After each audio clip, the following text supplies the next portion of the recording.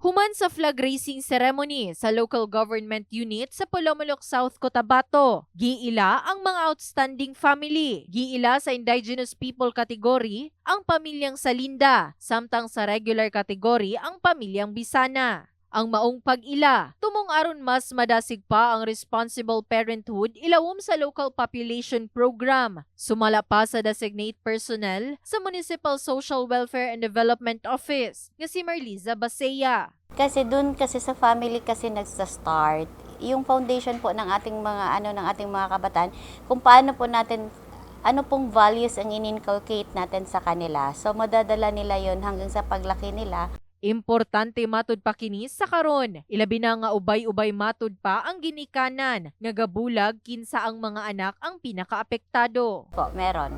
Oo, most common. So yun po talaga, importante po talaga ang pagpapalaki ng tama sa mga anak natin para hindi po sila mawala ng ganda. Mensahe pa sa chairman sa Committee on Women, Family and Children Affairs sa Pulomolok nga si Kagawad Ligaya Orbisido, kalabot responsible parenthood. Kaya nagatuo man gyud ko nga ang the best gyud mo guide sa mga kabataan ang mga ginikanan gyud. So kaning ato ang model family, this program is also to encourage and inspire other parents, other families na tutukan gyud ang atong mga kabataan.